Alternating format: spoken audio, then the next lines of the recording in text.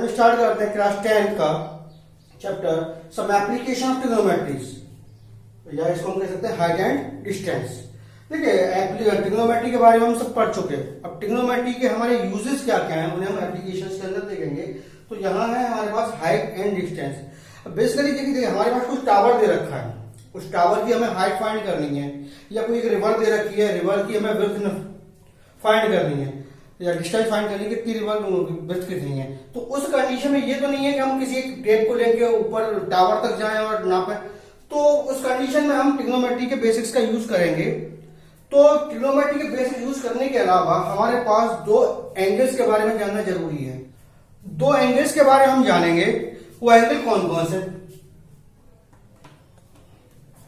मान लीजिए मैं ये एक बिल्डिंग, ये एक रोड जा रही है कोई, इस रोड पर, ये रोड है कोई, इस रोड पर ये कोई एक बिल्डिंग खड़ी हुई है, ये कोई बिल्डिंग दे रखी है।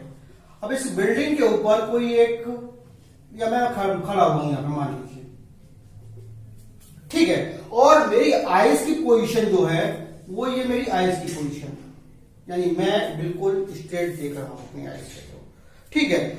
अब ये मेरी आइज की पोजीशन है, आई पोजीशन।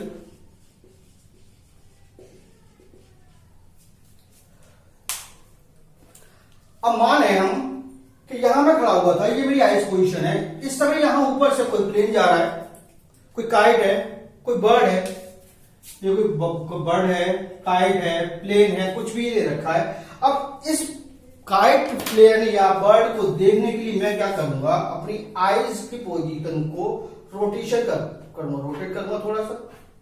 इस तरीके से मैं खड़ा हुआ हूं, केवल अपने हेड को मूव नहीं करना है, मेरे को मूव करना है केवल अपनी आइज को रोटेशन। तो आइज पोजीशन मेरी ये रही और मैंने अपनी आइज को रोटेट किया इस तरीके से। तो ये मैं इसको देखने के लिए मैंने अपनी आइज को इतना रोटेट किया। तो जब मैं अपनी आइज को अपवर्ड डायरेक्शन में रोटेट करूंगा तो ये पोजीशन कहलाती है हमारा, ये एंगल कहलाता है हमारा एंगल ऑफ एलिवेशन।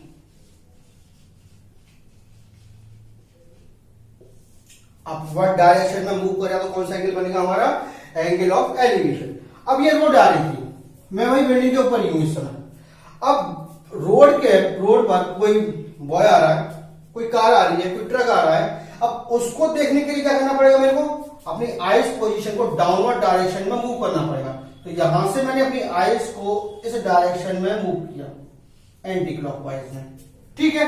तो ये जो एंगल क्रिएट हुआ, ये एंगल कहलाएगा बेटा एंगल ऑफ डिप्रेशन।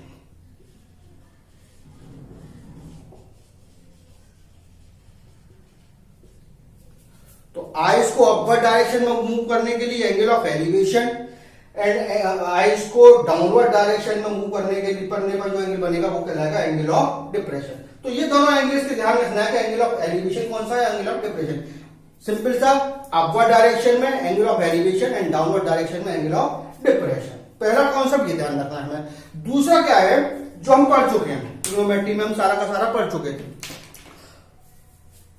हमने ट्राइंगल्स के बारे में काफी पढ़ लिया। अब इस ट्राइंगल में से केवल दो कॉन्सेप्ट को ध्यान रखिएगा, बाकी सारा कोई जरूरत नहीं है हमें। कौन कौन से कॉन्सेप्ट ध्यान रखने हमें, ये एंगल 90 का, ये ए, ये बी और ये सी। अगर इस एंगल के लिए बात कर रहे हैं, एंगल थीटा है, तो यहां पर ये आपका परपेंडिकुलर था, ये हाइपोटेनियस था और ये बेस था। तो यहां से हमें तीन रेशियोज को ध्यान रखना पड़ेगा हाइट एंड डिस्टेंस के लिए। Basically sine theta perpendicular upon hypotenuse था, cos theta base upon hypotenuse था, और tan theta equal to perpendicular upon base. ये तीनों कॉन्सेप्ट ध्यान रखने हैं, और इसमें से भी मोस्टली क्वेश्चंस में हमें ये यूज करना है, tan theta equal to perpendicular upon base. अब जब हम एंगल्स के लिए बात कर रहे हैं तो कुछ एंगल्स की वैल्यू भी ध्यान रखनी है। तो उन एंगल्स की वैल्यू में बेसिकली हमारी यूज होंगी 30, 45 एंड 60। देखिए 30 डिग्री, 45 डिग्री एंड 60 डिग्री। देखो यहां पर 0 एंगल और 90 एंगल यूज नहीं कर सकते, क्योंकि अगर मैं 0 रोटेशन कर रहा होता एंगल ऑफ एलिवेशन के लिए चाहे एंगल ऑफ डिप्रेशन के लिए, तो इसका मतलब तो ये होगा कि मैं कहीं मूव कर ही नहीं रहा हूं, उसी पोजीशन में हूं, तभी एंगल 0 बनेगा हमारा।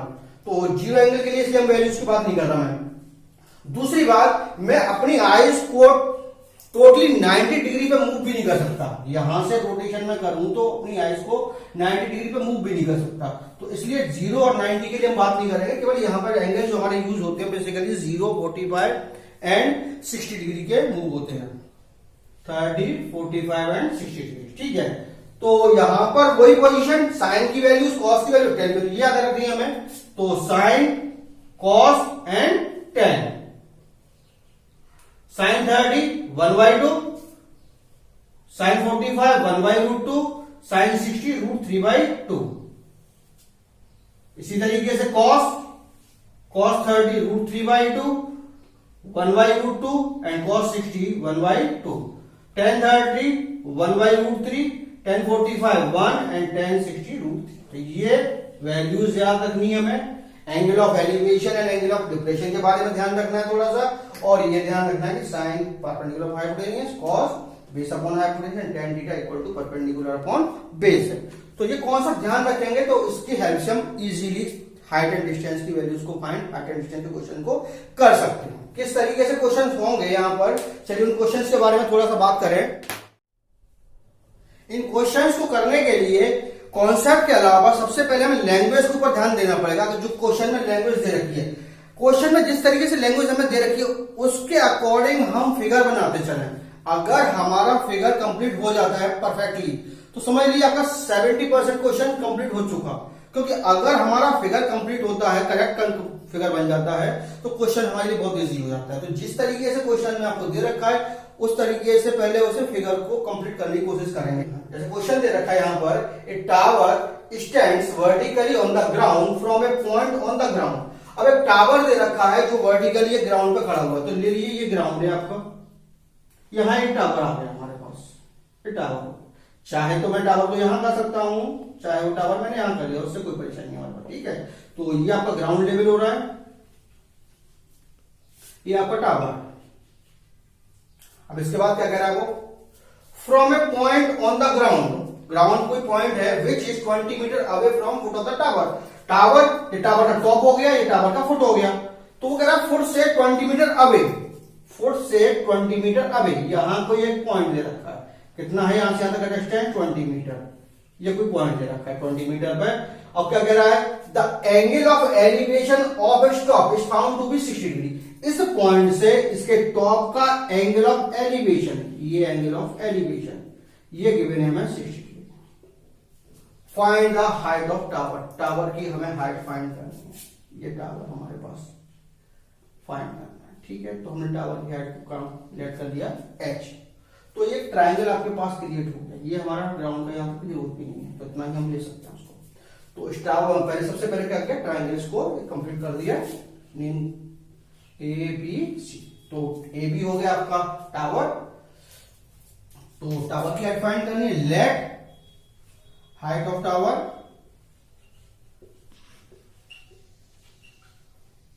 एक्स मीटर ले लिया हमने, एच मीटर ले लिया, कुछ भी ले लिया हमने, एच मीटर लिया तो एच लिया, ठीक है। अब हाइट ऑफ टावर आपके पास आ गई हमें। अब यहां से कंप्लीट करिए। देखिए यहां जब टावर वर्टिकली खड़ा हुआ है तो ये एंगल आपका 90 डिग्री का बन रहा है। तो ये आपके पास एक राइट एंगल ट्रायंगल कंप्लीट होता है। अब राइट एंगल ट्रायंगल्स को, ये आपका एंगल गिवन है, तो ये जब एंगल गिवन है तो ये आपकी हाइट जो आपका परपेंडिकुलर काम करेगी, ये आपका काम करेगी बेस का, और ये हाइपोटेन्यूस है, ठीक है। अब आपके पास बेस की वैल्यू गिवन है, हाइपोटेन्यूस फाइंड करना है। तो ये देखेंगे हम कि बेस और परपेंडिकुलर किस रेशियोज में आते हैं। तो बेस और परपेंडिकुलर के अंदर देखा 10 में आते हैं दोनों के दोनों। तो हमने क्या किया, ट्राइंगल में tan थीटा की वैल्यूज को लगा दिया। तो in triangle A B C tan कितना एंगल गिवन है हमें 60, थीटा की वैल्यू 60, तो tan 60 equal to perpendicular upon base होता था। परपेंडिकुलर है हमारा ए बी अपॉन बेस है हमारा बी सी। तो tan 60 equal to perpendicular H upon B C की वैल्यू आपके पास 20। tan 60 की वैल्यू जानते हैं आप, √3 इक्वल टू हाइपोटेन्यूस अपॉन 20। यहां से क्रॉस मल्टीप्लिकेशन कर देंगे हम यहां से, तो यहां से वैल्यू आएगी h इक्वल टू 20√3 मीटर। अब यहां अगर क्वेश्चन में हमें √3 की वैल्यू दे रखी है देखिए √2 एंड √3 ये ध्यान रखेंगे हम वैल्यूज को, क्योंकि हाइट एंड डिस्टेंस के अंदर के यूज होना है। तो √3 की जो वैल्यू है 1.414 और √3 की वैल्यू 1.732। तो अगर क्वेश्चन में गिवन है तो मैं इजीली हम पुट कर सकते हैं, नहीं गिवन है तो याद रखिएगा और यहां पुट कर दीजिएगा। तो √320 इंटू 1.732 इसका आपस में मल्टीप्लाई कर लेंगे तो ये कितना हो गया आपके पास 34.64 मीटर। तो जिस तरीके से क्वेश्चन में दे रखा था पहले हमने उसके फिगर के ऊपर कंसंट्रेट किया, फिगर आपका कंप्लीट हो गया तो इजीली हमें क्या फाइंड करना है, कौन सी वैल्यू हमें दे रखी है, उसके अकॉर्डिंग रेशियोज को पुट करेंगे और वैल्यूज को फाइंड कर सकते हैं। ठीक है, नेक्स्ट क्वेश्चन देखते हैं। The angle of elevation of A ladder leaning against A wall is 60 degree and the foot of the ladder is 9.5 meter away from the wall. Find the length of ladder. अब question क्या बन रहा है आपके पास, एक wall है, उस wall पे लैडर है। तो चलिए बनाते आते साथ ही साथ, ये आपका एक वॉल हो गया, ठीक है। अब इस वॉल पे एक लैडर इस तरीके से लगी हुई है, ये लैडर हो गई आपकी, ये लैडर हो गई, ये वॉल। अब क्या बोल रहे हैं आपसे, the angle of elevation of A ladder leading against A wall is 60 degree. ये जो लैडर है, ये ladder angle of elevation create कर रही कितना हमारा 60 डिग्री का एंगल ऑफ एलिवेशन बन गया। And the foot of the ladder, तो ये इसका foot, ladder of the foot of the ladder is 9.5 metre away from the wall से 9.5 मीटर अवे है। तो ये जहां तक की डिस्टेंस हमारे पास हो गई 9.5 metre. Find the length of the ladder की हमें लेंथ फाइंड करना है। यहां से यहां तक की लेंथ हमने L काउंट कर ली है, चलिए तो L हमें फाइंड करना है। अब वॉल ग्राउंड के साथ 90 डिग्री का एंगल बना रही होगी, तो ये 90 डिग्री का बन गया। तो ये आपके लिए एंगल ये दे रखा है हमें, तो ये आपका फिर से वही बेस, ये आपका परपेंडिकुलर और ये आपका हाइपोटेन्यूज, ठीक है ना। तो चले यहां से, यहां पर ट्रायंगल को नाम दे दिया ABC, लैडर हुई हमारी AC, फाइंड करनी थी length of ladder BX BL, ठीक है। अब देखा फिर से वही कि हमारे पास जो ट्रायंगल गिवन है, हमें उसमें से कौन कौन सी साइड्स गिवन है और कौन सी साइड फाइंड करनी है। तो हमें बेस की लेंथ फाइंड दे रखी है, गिवन है, और हमें हाइट हाइपोटेनियस की वैल्यू फाइंड करनी है। अब बेस एंड हाइपोटेनियस किस में आता है आपके पास, तो बेस और हाइपोटेनियस देखे हमने कॉस में, cos theta equal to base upon hypotenuse. तो यहां क्या यूज करेंगे हम, कॉस का यूज करेंगे। तो इन ट्रायंगल ABC एंगल कितना गिवन है हमें 60 डिग्री का, तो cos 60 डिग्री, cos की वैल्यू थी हमारी बेस अपॉन हाइपोटेनियस, बेस आपका BC एंड हाइपोटेनियस हमारा AC। cos 60 equal to BC 9.5 upon AC and cos 60 की वैल्यू 1/2 इक्वल टू 9.5, क्रॉस कर देंगे हम यहां से, तो length equal to 9.5 into 2 and L equal to 17। So length of ladder is 17 metre, ठीक है। तो क्वेश्चंस को पढ़ा, फिगर कंप्लीट किया, फिगर के बाद हमने ये देखा कि कौन कौन सी साइड गिवन है, कौन सी साइड हमें फाइंड करनी है, उसके अकॉर्डिंग रेशियो का यूज किया, सिंपल आपके पास निकल के आ जाएगा। इसको बढ़ाते हैं। The angle of elevation of the top of a tower, tower दे रखा है, सबसे पहला काम तो ये टावर हो गया आपका, ठीक है।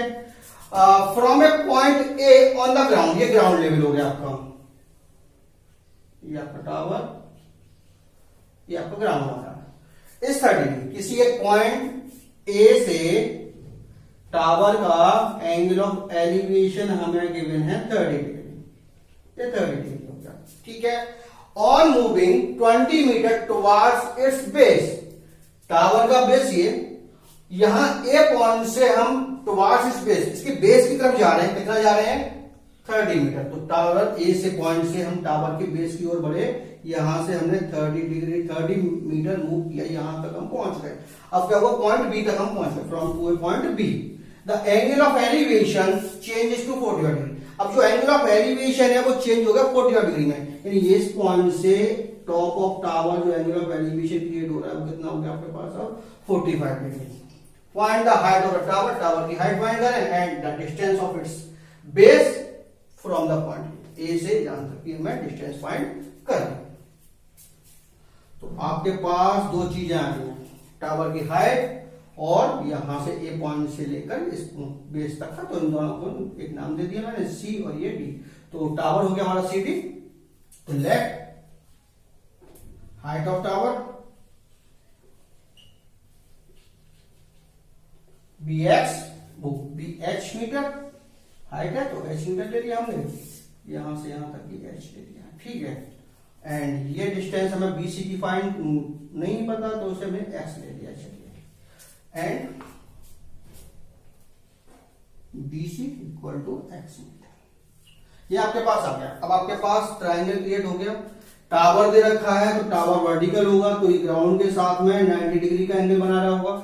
तो जब यहां पर आपके पास अब एक से ज्यादा ट्राइंगल क्रिएट हो रहे हैं, जब more than one triangle create हो रहे हैं, तो आपको ये देखना है कि 90 डिग्री यानी राइट एंगल कितने क्रिएट हो रहे हैं, उन राइट एंगल के अकॉर्डिंग हमें चलना है। तो हमारे पास दो राइट एंगल ट्राइंगल तो हमारे पास तीन हो रहे हैं, ए सी डी एक ट्राइंगल बी सी डी भी है ना, और एक ट्राइंगल ए बी डी भी बन रहा है। लेकिन हमें देखना है केवल राइट एंगल ट्राइंगल्स के लिए।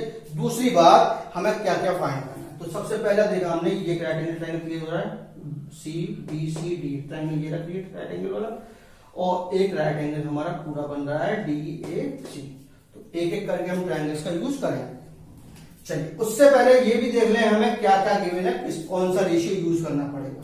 तो पहले हमने ट्राइंगल ये लिया, मान लीजिए इन ट्राइंगल BCD। अब BCD की बात कर रहा हूं तो ये एंगल हमें गिवन है, तो ये बेस, ये परपेंडिकुलर, बेस एंड परपेंडिकुलर, ये दो वैल्यू गिवन है। हाइपोटेन्यूज तो कहीं मतलब ही नहीं पड़ता इसमें। तो बेस और परपेंडिकुलर किसमें आता है, 10, तो 10 का यूज करेंगे। 10 45 degree equal to perpendicular upon base. तो परपेंडिकुलर क्या है आपका CD, एंड बेस कितना है आपका BC। 10 45 1 इक्वल टू CD की value H upon BC X।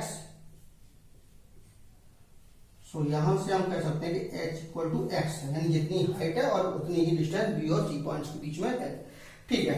अब एक ट्राइंगल से हमने ये डिफाइन कर लिया कि H और X दोनों आपस में इक्वल है। अब बड़ा ट्राइंगल ले लिया, कौन सा ट्राइंगल है आपके पास, इन ट्राइंगल ACD, ये राइट बन रहा है। अब यहां पर ये आपका परपेंडिकुलर होगा, ये पूरा का पूरा यहां से बेस हो गया। तो यहां हम कह सकते हैं, अब एंगल कितना क्रिएट हो रहा है यहाँ पर 30, तो 10 30 equal to perpendicular CD and base A to C। अब AC की वैल्यू A से C तक की देखें तो हम यहां से पहले AB तक मूव कर रहे हैं, फिर B से C तक मूव कर रहे हैं, तो हम CD अपॉन AC को पुट कर सकते हैं AB plus BC, AB plus BC। Values put करते हैं, 10 30 की वैल्यू 1/√3 इक्वल टू CD कितना है हमारा, CD H upon AB 30 plus X, ठीक है भाई।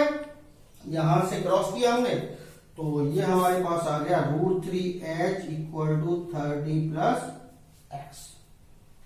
अब X और S दोनों इक्वल दे रखे हैं, तो X की जगह S पुट कर दें या X की जगह S पुट कर दें, तो √3 इक्वल टू 30 प्लस H को ट्रांसफर कर लीजिए, तो यहां से आ गए हमारे पास √3H equal to 30 plus H को ट्रांसफर कर लिया, minus H equal to 30, H common ले लेंगे, √3 - 1 इक्वल टू 30, तो H इक्वल टू 30 अपॉन √3 - 1। अब इस कंडीशन में अपॉन में इरेशनल नंबर आ रहे हैं, जब इरेशनल नंबर आ रहे तो रेशनलाइजेशन करेंगे। यहाँ पे रेशनलाइज करने का तरीका क्या था कि जो भी हमें साइन दे रखा है, 9th में हमने बेसिक पढ़ा था इसका कि अगर हमें डिनोमिनेटर में कोई इरेशनल नंबर दे रखा है तो इरेशनल नंबर को डिनोमिनेटर में से हटाएंगे, और डिनोमिनेटर हटाने का तरीका क्या था कि जो भी बीच में साइन दे रखा है उसके अपोजिट साइन से हम न्यूमरेटर और डिनोमिनेटर में मल्टीप्लाई करते हैं। तो यहाँ √3 - 1 गिवन है, तो √3 + 1 अपॉन √3 + 1। ठीक है बेटा, तो ऊपर तो एज इट इज रहा √30 √3 + 1 अपॉन यहां a - b a + b का आइडेंटिटी बन रही है, आइडेंटिटी के अकॉर्डिंग a का स्क्वायर यानी √3² - 1 का स्क्वायर, तो ये 30 √3 + 1 अपॉन 3 - 1, 3 - 1 2 हो जाएगा आपके पास, 2 से इसको आप कैंसिल कर सकते हैं 15 टाइम्स, यानी 15 √3 + 1। यहां आप √3 की वैल्यूज पुट कर दें तो 15 √3 की वैल्यू कितनी थी 1.732 + 1, यानी 15 इंटू दोनों को ऐड कर लिया हमने 2.732, इसका आपस में मल्टीप्लाई कर दिया तो हाइट हमारे पास, तो हाइट ऑफ टावर हमारे पास आती है 14.98 मीटर। तो हाइट ऑफ टावर आ गई। दूसरा पॉइंट उन्होंने पूछा था distance of its base from the point A की बेस से डिस्टेंस, यानी हमें एसी फाइंड करनी पड़ेगी। तो यहां से हम डिस्टेंस को फाइंड कर लें, डिस्टेंस कितनी हो जाएगी, डिस्टेंस ऑफ बेस फ्रॉम ए, यानी यहां से यहां तक एसी फाइंड करना है, तो एसी कितना था AB + BC, AB + BC, AB की वैल्यू 30, BC आपका x के इक्वल आ रहा है, x की वैल्यू आप फाइंड कर चुके हैं, x और x दोनों इक्वल हैं तो x एक्सपोर्ट कर सकते हैं, तो ये हो जाएगा 30 + 40.98, दोनों को ऐड कर दिया आपने तो ये हो गया 17.98 मीटर। तो ये हो गई आपकी डिस्टेंस और ये आपकी हाइट। तो देखो बेसिक वही रहा कि पहले फिगर के ऊपर बनाया, फिगर को देखा हमने, फिगर किस तरीके से कंप्लीट होगा हमारा, और फिगर के बाद में राइट एंगल जितने बनते जा रहे हैं उनके अकॉर्डिंग हम ट्रायंगल्स को यूज करते जाएं। नेक्स्ट क्वेश्चन के चलते हैं। A vertical tower stands on a plane and surmounted by a vertical flag staff of 5 metre. तो एक टावर है जो एक प्लेन के ऊपर सिचुएटेड है, स्टैंड कर रहा है, and surmounted by a flag step, ये आपके पास टावर हो गया। अब इस टावर के यहां आपके पास क्या दे रखा है, सरमाउंड कर रहा है एक वर्टिकल फ्लैग स्टेप है, तो इसके ऊपर एक फ्लैग स्टेप आ गया, ये आपके पास फ्लैग स्टेप हो गया।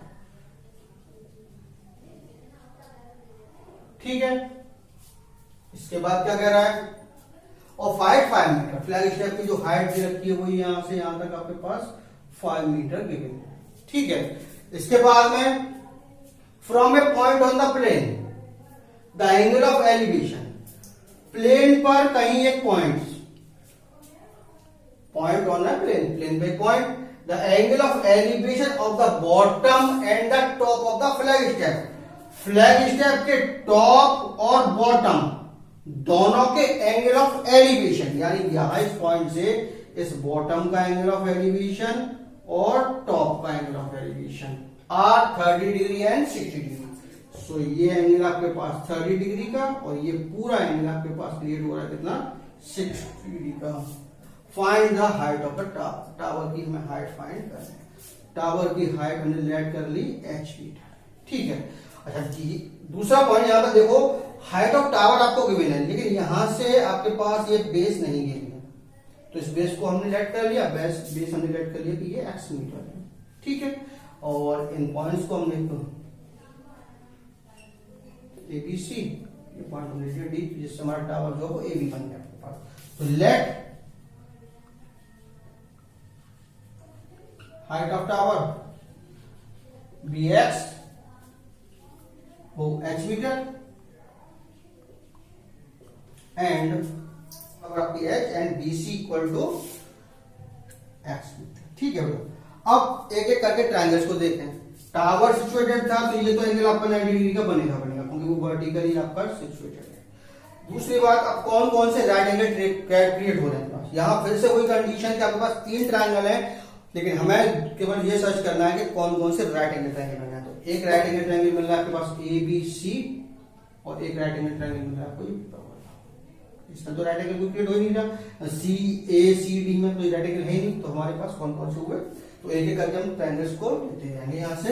इन ट्राइंगल ABC, चलिए इसको लिया आपने ABC, तो कितना एंगल दे रखा है, ये वाला एंगल गिवन है हमें। जब ये एंगल गिवन है तो ये बेस और ये परपेंडिकुलर, फिर से 10 का यूज हो रहा है, तो 10 कितना एंगल बनना है आपके पास 30 डिग्री। परपेंडिकुलर हमारा AB upon base BC, 10 30 1/√3 equal to AB आपका H and BC X, cross किया आपने तो X equal to H√3, X की वैल्यू आपके पास आ चुकी है। अब सेकंड ट्राइंगल कौन सा आपका पूरा वाला, इन ट्राइंगल DBC में ये एंगल पूरा पूरा गिवन है हमें, तो ये आपका ये बेस हुआ, ये पूरा आपका परपेंडिकुलर बेस। फिर से 10 का यूज करना पड़ेगा हमें, 10 60 equal to perpendicular upon base, perpendicular हो रहा है हमारा BD अपॉन बेस BC, 10 60 आपके पास √3 इक्वल टू BD की वैल्यू बेटा, BD कितना है आपके पास। अब BD को देखें यहां से, तो BD हमारा हो रहा है BDA प्लस AB, तो BD को हम पुट कर सकते हैं DA plus AB upon BC, तो अब यहाँ वैल्यूज पुट करते गए, DA की value 5 plus AB H upon BC X, cross करेंगे यहां से, तो ये हुआ आपके पास √3x equal to 5 plus H। अब यहां पर आपके पास x की वैल्यू आपके पास फाइंड गिवन है, पहले हम फाइंड कर चुके हैं, तो x की क्या पुट कर सकते हैं हम H√3, यानी √3 into H√3 equal to 5 plus H। √3 3 हो गया, ये हो गया 3H, H को ट्रांसफर कर लेंगे, minus H equal to 5, 2H equal to 5, H equal to 5/2, तो H की वैल्यू आपके पास है 2.5 metre. So height of tower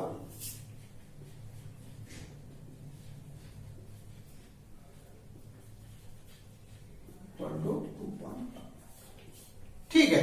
तो इस तरीके से डिफरेंट फिगर आपके पास क्रिएट होंगे, ये कुछ एग्जांपल्स लिए। तो इस तरीके से आप अपने एग्जाम्पल की हेल्प से अपने हाइट एंड डिस्टेंस के क्वेश्चंस को कर सकते हैं। तो मिलते हैं अगले वीडियो में, तब तक के लिए गुड बाय, थैंक यू।